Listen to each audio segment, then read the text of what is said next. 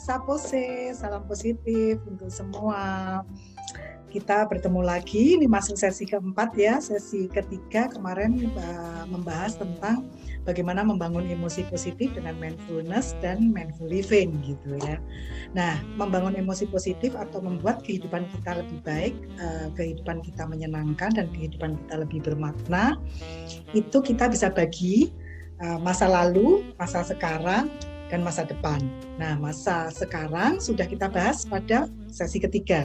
Sekarang kita membahas tentang masa lalu, gitu ya. Nah, masa lalu ini kita akan ada forgiveness dan kebersyukuran. Tapi bagaimana caranya, gitu ya? Jadi ini agak berbeda kali ini di sesi keempat ini karena nanti saya akan ditemani dua orang. Nanti yang pertama akan ditemani dengan Bu Agnes, gitu ya. Bu Agnes ini sekarang posisinya lagi sedang di Australia, gitu. Ya, oke. Nanti saya ditemani Bu Agnes. Kita akan berdiskusi, tanya jawab di situ, begitu ya. Jadi bagaimana prakteknya tentang forgiveness dan kebersyukuran terutama, gitu ya. Karena saya sering bersyukur, tapi ternyata itu hanya di mulut, gitu. Nah, bagaimana itu sampai ke dalam hati kita, gitu ya, dan itu mempengaruhi kehidupan kita. Nanti saya akan ditemani Bu Agnes, dan sesi terakhir itu kejutan akan ditemani dengan Pak Wahyu, gitu ya. Baik, saya akan undang Bu Agnes untuk masuk. Mari silahkan Bu Agnes. Semoga Bu Agnes sudah mendengar saya untuk bisa segera masuk. Jadi nanti kita akan banyak tanya jawab, gitu ya. Semoga Bu Agnes bisa masuk nih. Bentar, mungkin belum kedengaran. Oke, silahkan Bu Agnes. Nah, karena masih di Australia, waktunya agak berbeda. Ya, silahkan masuk Bu Agnes. Mari.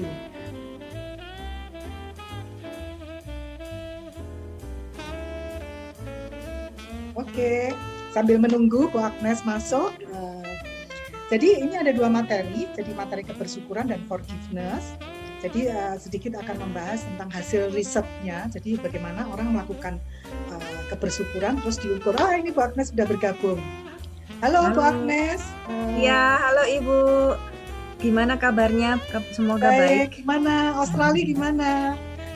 Iya, baik juga di sini. Oke, saya akan memperkenalkan Bu Agnes dulu ya. Nah, Bu Agnes ini adalah dosen, background-nya juga psikologi. Kemudian disertasinya waktu S3 itu tentang positive parenting. Jadi beliau ini selain menguasai juga secara umum positive psychology, juga sangat menguasai dengan positive parenting. Jadi kalau ada yang mau konsultasi silakan. Begitu. Bu Agnes adalah kolega saya, tapi sekarang lagi ada di Australia. Pertama kita materinya akan tentang kebersyukuran dulu, Bu Agnes. Jadi kita akan cerita-cerita tentang pengalaman kita, bagaimana kita melakukan kebersyukuran. Tapi sebelum itu mungkin akan share dulu dengan riset kita. Bu Agnes kebetulan yang lead waktu itu. Jadi nanti Bu Agnes akan cerita. Gimana dulu hasil risetnya Bu Agnes yang terhadap kita melakukan jurnal kebersyukuran waktu itu setengah semester ya. Terus kemudian evaluasi gitu. Iya, betul.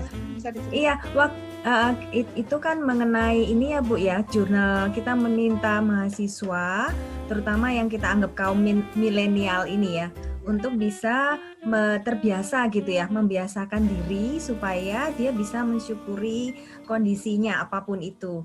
Nah, kita minta mereka menuliskan secara rutin selama setengah semester ya. Waktu itu kita ukurnya seperti itu, tapi kita sebenarnya teruskan sampai setelah UTS juga ya.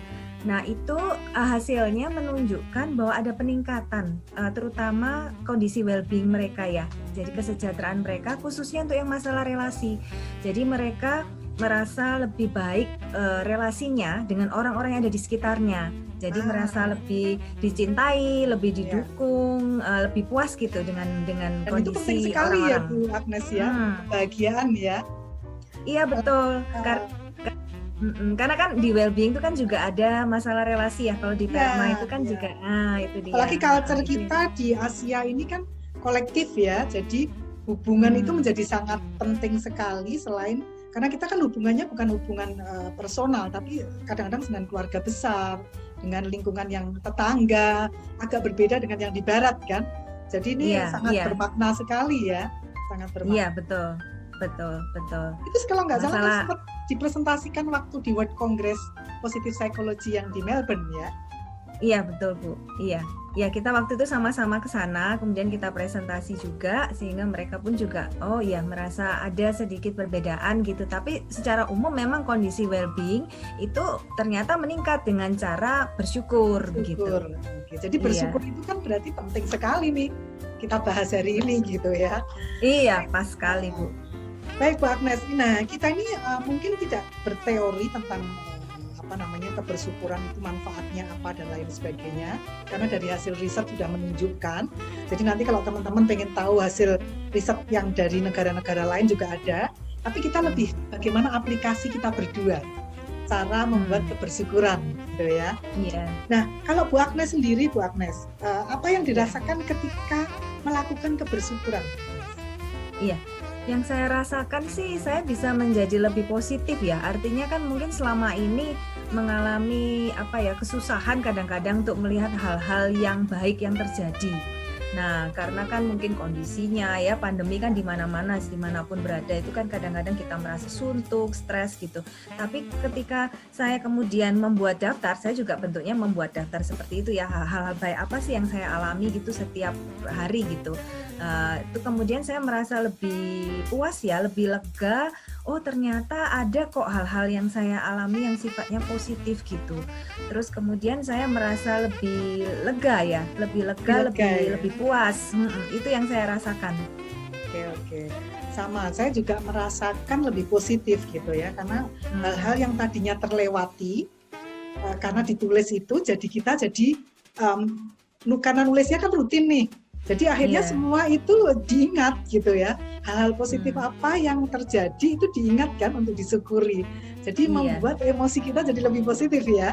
Jadi kerasa lebih positif gitu. Iya, jadi lebih semangat juga Bu. Lebih semangat. Jadi ternyata lebih banyak hal juga. baik ya di sekitar kita yang kita alami, yang kita lupa gitu. Memang kalau cuman sekali-sekali kita nulisnya ya memang yang besar-besar ya. Tapi karena itu rutin, kita lakukan rutin, jadi yang kecil-kecil juga kita syukuri kan ya. Iya betul. Kita jadi ingat. Ya jadi ingat yang kecil-kecil misalnya. Nah. Iya kan. Jadi misalnya tadi diajak senyum orang pun akhirnya jadi disyukuri gitu kan. Iya. Kalau kita nggak tulis, kita nggak buat jurnal, itu lupa mungkin kan. Betul ya. Hal yang kecil seperti misalnya, cuaca hari ini lebih baik ya gitu ya dari kemarin gitu, sudah semakin nggak mendung lagi gitu misalnya, cuacanya cerah, matahari bersinar, itu rasanya itu senang gitu. Iya. Jadi banyak hal ternyata yang kita alami itu yang kalau kita tidak tulis atau kita tidak syukuri itu banyak yang terlewatkan gitu ya. Terlewatkan. Dengan itu kita jadi dunianya sebetulnya sama. Kalau dulu kita fokus pada yang tidak kita miliki atau yang tidak kita dapatkan. Nah sekarang fokusnya berbeda. Apa yang kita dapatkan yang selama ini lupa gitu ya, mungkin terlewatkan karena mungkin kita autopilot gitu ya, karena rutin mengerjakan pekerjaan rutin. Terima kasih Bu Agnes sudah berbagi. Terus kalau model kebersyukurannya Bu Agnes melakukannya seperti apa? Nanti saya juga sharing. Iya, kalau model kebersyukurannya biasanya saya lebih ke situasi sehari-hari. Jadi artinya ketika saya menerima atau melihat kejadian-kejadian yang menyenangkan bersama dengan orang lain, misalnya sama-sama keluarga nih gitu ya, ternyata kondisi pandemi ini ternyata ada hikmahnya gitu, karena saya jadi lebih dekat dengan keluarga kan suami juga nggak bisa kerja di luar gitu, akhirnya kemudian jadi lebih dekat, sempat juga kan anak juga nggak bisa sekolah di luar, jadi lebih dekat, jadi lebih kenal gitu satu sama lain. Jadi kejadian-kejadian yang menyenangkan gitu yang saya terima gitu bersama orang lain. Terus juga seperti menerima berkat gitu ya, misalnya bantuan dari orang lain meskipun kecil, itu ternyata merasa ada rasa terima kasih gitu yang saya rasakan. Jadi sifatnya positif. Ternyata saya dicintai gitu ya. Ternyata saya mendapatkan perhatian gitu lah dari orang lain gitu ya. Bentuk kalimatnya seperti apa Bu Agnes biasanya kalau menulis? Iya, saya biasanya ucapkan ya, terima kasih karena hari ini saya mendapatkan apa gitu ya. Saya mendapatkan bertemu dengan orang yang sudah lama saya tidak pernah ngobrol ternyata hari ini saya bisa meskipun ngobrolnya online gitu. Jadi saya ada kata ucapan terima kasih dulu ya. Oke. Sama hampir mirip. Saya juga menggunakan kata terima kasih ya Allah gitu ya. Atau terima kasih Tuhan gitu. Misalnya hari ini saya ketemu dengan siapa, terus saya dapat inspirasi misalnya begitu. Jadi terima kasih Tuhan, hari ini saya ketemu Bu Agnes misalnya, saya mendapatkan inspirasi. Kadang-kadang juga jadi ada biasanya saya kombinasi, jadi yang saya mendapatkan dan yang saya memberikan ke orang lain. Jadi misalnya terima kasih Tuhan, tadi saya diberikan kesempatan untuk membantu Pak tukang rumput misalnya begitu, dengan memberikan uang lebih misalnya gitu. Jadi yang saya terima dan yang memberikan, cuman kadang-kadang juga yang saya tidak menerima, saya tidak memberikan juga saya tulis Bu. Jadi misalnya begini, ini kan, nah kebetulan pas COVID nih, pas COVID banyak orang kan melakukan donasi-donasi. Terus saya mengucapkan terima kasih Tuhan, saya memiliki teman-teman yang aktif mencari, mengumpulkan donasi untuk berbagi, walaupun bukan saya gitu. Kadang-kadang bisa gitu juga. Jadi nampaknya kita bisa kaya ya untuk mengucapkan terima kasih, bersyukur itu gitu ya. Iya, itu juga bisa dilakukan dengan keluarga loh Bu. Maksudnya artinya bisa saling sharing ya. Jadi sempat juga saya praktekkan gitu bersama dengan anak dan suami juga gitu. Jadi pas kita lagi bersama makan gitu, maka kita tanya gitu, hari ini kita dapat apa yang dapat hal positif atau hal yang kita syukuri apa hari ini gitu. Kita bilang aja 3 gitu. Nah gantian gitu kita mengatakannya dan ternyata jadi suasananya jadi lebih positif ya. Iya. Jadi selain jurnal juga melibatkan keluarga ya. Nah ini inspirasi juga yang bagus. Yang kalau misalnya keluarga lagi banyak berkumpul nih pas COVID, ini bisa dilakukan nih sarannya Bu Agnes tadi, lebih memperkuat lagi dari apa yang kita tulis juga kan ya, karena melibatkan lebih besar lagi. Nah bagus nih, ada lagi yang kita bisa kembangkan banyak hal. Jadi mungkin teman-teman juga nanti bisa memodifikasi dengan cara-cara yang sesuai dengan kehidupannya masing-masing. Ya, tadi ada contoh-contoh dari kami yang biasa kami aplikasikan dan kami merasakan manfaatnya begitu. Nah, Bu Agnes, kalau yang jurnal itu biasanya melakukannya kapan nih? Kalau menulis itu?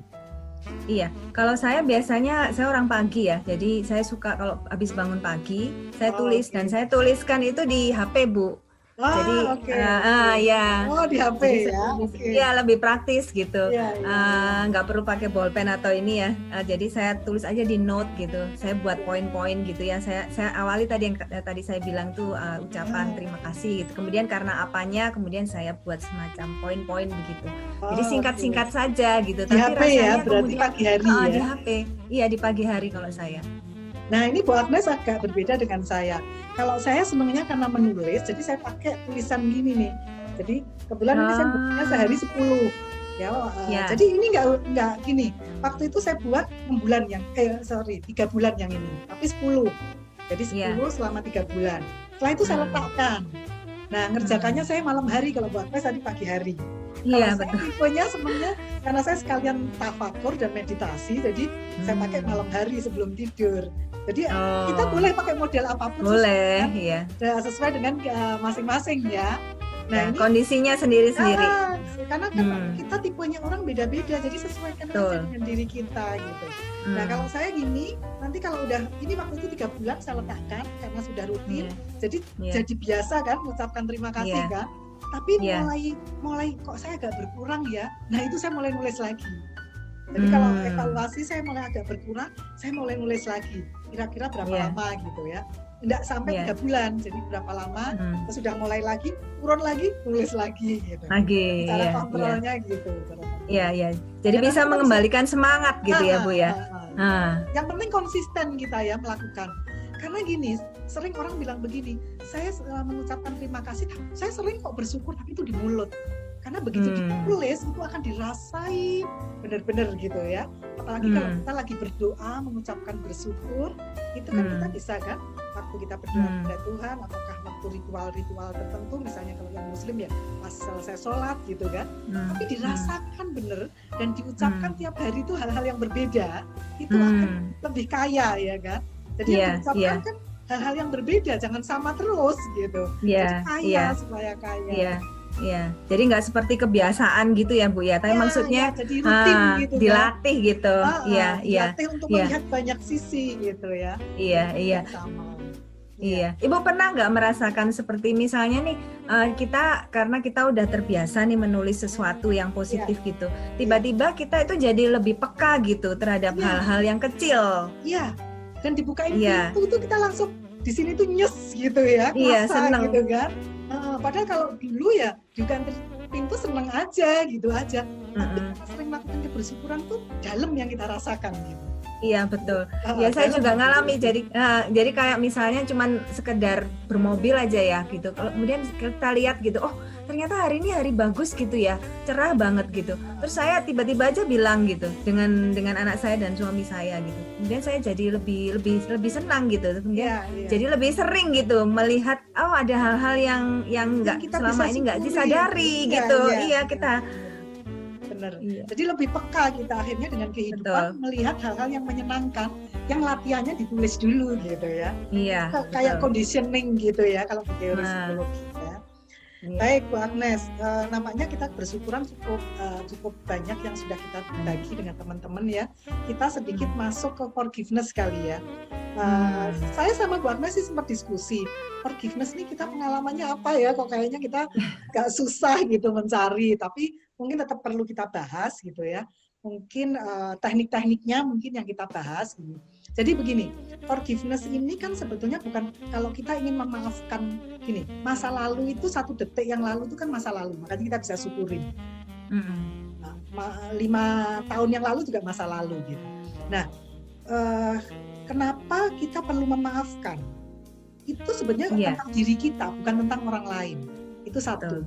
Kedua, sebetulnya bukan untuk masa lalu, bukan juga untuk masa sekarang sih sebetulnya, tapi untuk masa depan. Supaya langkah kita itu lebih ringan sebetulnya. Seperti kita pakai tas punggung. Kalau itu dibawa terus, itu kan lama-lama langkah kita jadi berat gitu ke depannya. Nah, oleh karena itu kita perlu letakkan. Saya sudah memaafkan, tapi sebetulnya banyak orang itu kesulitan untuk memaafkan. Kadang-kadang itu cuma di mulut saja, tapi di bawah sadarnya dia masih ingat. Dia masih kadang-kadang muncul juga gini, biarkan Tuhan yang membalasnya. Loh itu sebetulnya masih dendam gitu ya. Nah itu kan kita harus bersihin gitu. Nah, saya sempat ngobrol dengan Bu Agnes, kayaknya kita cari kok sulit untuk diri kita karena kita sudah melakukan ini sudah cukup lama, yang dikatakan dengan memaafkan dan lain sebagainya, karena kita mungkin lebih awal memahami gitu ya. Tapi begini, ada kenapa sih kita perlu memaafkan tadi ya? Karena ternyata itu bukan untuk masa lalu, bukan untuk orang lain, tetapi untuk diri kita, ini tentang kita, dan untuk ke depan kita supaya langkahnya kita lebih ringan. Tetapi yang jadi masalah kan adalah nggak mudah memaafkan. Kan ada situasi yang menyakitkan kita, bisa situasinya, bisa orangnya. Nah itu caranya gimana gitu ya. Mungkin Bu Agnes ada sesuatu yang mau disampaikan? Ya, kalau memang memaafkan itu kan artinya melepaskan emosi-emosi yang negatif ya Bu ya. Perasaan marah kita, jengkel, benci, terus juga tadi yang Bu bilang tuh keinginan untuk balas dendam gitu ya. Ingin menyakiti orang itu kembali gitu. Nah, mungkin yang bisa kita lakukan itu kita keluarkan gitu loh emosi-emosi yang negatif itu, misalnya dengan menulis. Saya melihat juga ini bisa bermanfaat juga ya, semacam kita menuliskan surat memaafkan ya, forgiveness letter gitu ya. Jadi kita bilang aja bagaimana kejadian-kejadian negatif itu yang terjadi yang selama ini, apa yang harapan kita terhadap pelakunya, sambil diakhiri dengan pernyataan mau memaafkan gitu. Dan kemudian mencoba berempati dalam posisi orang itu gitu. Memang sekali lagi ini salah satu mengeluarkan gitu ya emosi-emosi yang terjadi dalam katarsis gitu ya. Katarsis, betul, iya. Semacam itu juga bisa dilakukan. Itu salah satu teknik yang sangat bagus. Di kampus kita kan juga ada forgiveness box ya, yang mungkin teman-teman bisa masuk ke sana kan, masukin ke sana. Tapi kalau nggak mau, kita bisa lakukan itu di rumah kan. Ya kita nulis gitu ya, kita nulis apa unek-unek kita tadi yang sampaikan Bu Agnes, terus dibuang aja, dibakar aja, jangan disimpan gitu, dibuang aja gitu. Nah, itu salah satu teknik yang sangat bagus kita bisa lakukan. Teknik yang lain mungkin gini, awal-awal, ini misalnya awal-awal ya, awal-awal ketika kena, sesuatu, kita mengingat-ingat kok itu masih ada. Sebelum masuk ke tekniknya Bu Agnes, mungkin bisa begini. Sesuatu di dunia itu sebenarnya tidak ada yang jelek. Tuhan pasti memberi semua itu baik. Hadiah itu tidak selalu dalam bentuk kesenangan.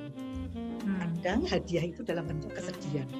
Cuman caranya adalah bagaimana kita bisa melihat nggak pesan dari suatu kejadian itu. Jadi misalnya kita, orang tua kita berantem terus akhirnya bercerai misalnya. Terus kita tidak memaafkan orang tua gitu ya. Tapi ini kita lihat, kita ganti pesannya ini apa sih sebetulnya? Kok saya mengalami kehidupan seperti ini? Nah itu hadiah, ternyata pesannya membuat saya orang yang lebih kuat menghadapi masa depan, dilatih sekarang gitu. Jadi artinya ketika melihat mengalami sesuatu, ada pesan nggak di situ? Coba temukan pesannya. Karena hadiah itu tidak selalu dalam bentuk kesenangan, tapi juga dalam bentuk hal-hal yang seperti itu. Tapi kalau kita bisa cari, itu hadiahnya apa? Nah, kalau nggak bisa dapat, itu tadi tekniknya yang Bu Agnes tadi sampaikan, itu yang pertama ya Bu Agnes ya. Nah itu kan perlu dibantu gitu kan, dibantu dengan teknik-teknik tertentu, salah satunya surat. Kedua ada juga kok forgiveness terapi ya Bu Agnes ya, mungkin perlu bantuan orang profesional. Atau kalau mau bisa meditasi cinta. Itu gimana Bu? Itu meditasi cinta secara teknis tuh ada di buku ini. Jadi mungkin saya dapatkan ya. Itu sangat bagus sekali. Saya sudah praktekkan untuk diri saya sendiri, walaupun itu bukan orang yang saya benci, tapi orang yang lagi menjengkelkan gitu. Bukan sama saya aja, tapi kepada banyak orang gitu. Nah itu terakhirnya tuh saya peluk loh orang itu gitu. Jadi kebetulan di workshop juga saya lakukan itu, waktu workshop. Nah itu beda-beda. Ada yang cuma saya goodbye, tapi orang itu pergi. Ada yang berapa kali. Nah ini bisa melakukan dengan sendiri, jadi nggak perlu di-guide.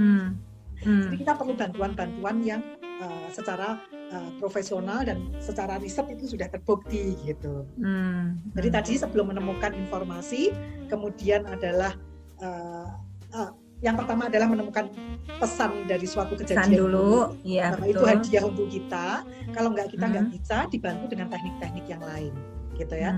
Nah, selain itu juga mungkin gini.